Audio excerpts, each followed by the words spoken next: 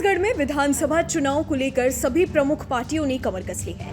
राज्य की 90 सीटों पर 2 चरणों में वोटिंग होनी है। 7 नवंबर को पहले चरण में 20 सीटों पर चुनाव होगा, वहीं दूसरे चरण में 17 नवंबर को 70 सीटों पर वोटिंग होनी है। 3 दिसंबर को राज्य के चुनावी नतीजे आएंगे। आपको बता दें कि छत्तीसगढ़ की कुल आबादी करीब 2.75 करोड़ है, जिसमें से 34% आदिवासी वोटर्स हैं।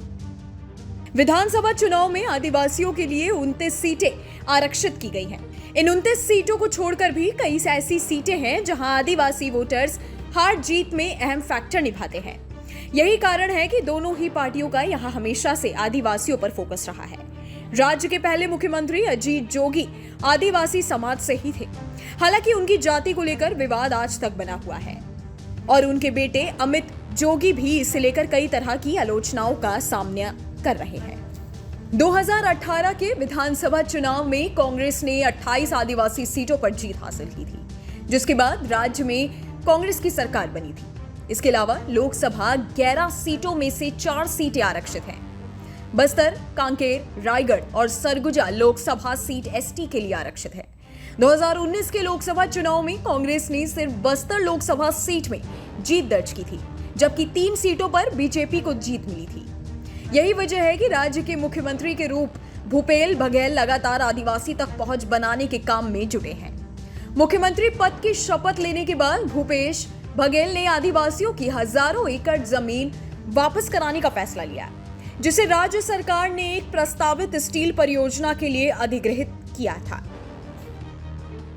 इसके अलावा सरकार ने धान के समर्थन मूल्य में बढ़ोतरी की है। इसने वनोपज के समर्थन मूल्य में भी वृद्धि की गई है।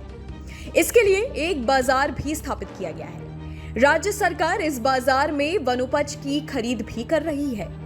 लेकिन इस दौरान कांग्रेस को अरविंद नेताम जैसे आदिवासी नेता के जाने से झटका भी लगा है। अरविंद नेताम इंदिरा गांधी के समय से कांग्रेस पार्टी में बने हुए थे। इंदिरा गांधी और नरसिंह राव नेतृत्व में बनी कांग्रेस की सरकारों में मंत्री भी रहे हैं। लेकिन इसी साल अगस्त के महीने में नेताम ने कांग्रेस पार्टी को अलविदा कह दिया। उन्होंने बताया कि आदिवासी विरोधी नीतियों की वजह से वे कांग्रेस छोड़ रहे हैं।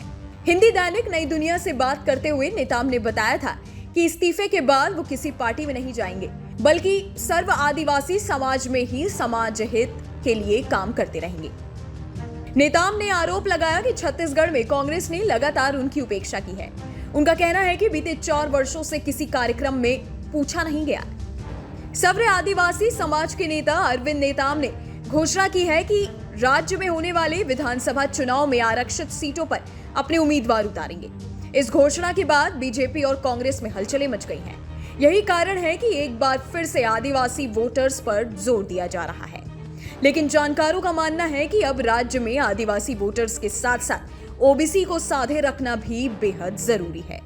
मतलब एक विश्वास दिलाने की कोशिश की जा रही है। तो ऐसे कुछ जो बड़े मुद्दे हैं, तो इसके माध्यम से जो है भारतीय जनता पार्टी जो है दिलों में घुसने की कोशिश तो कर रही है, लेकिन उसको कितनी सफलता मिल पाती है छत्तीसगढ़ के जनमानस को जो है अपने तरफ खींच पाने में, ये आने वाला जो है नवंबर महीना बताएगा। आपको बता दें कि सरगुजा और बस्तर संभाग राज्य के आदिवासी बहुल्य इलाके हैं। बीजेपी और कांग्रेस के सीनियर लीडर लगातार इन क्षेत्रों का दौरा कर रहे हैं। इस क्षेत्र में सर्व आदिवासी समाज के साथ साथ क्षेत्रीय पार्टी गोंडवाना गणतंत्र पार्टी का भी असर भी देखने को मिलता है।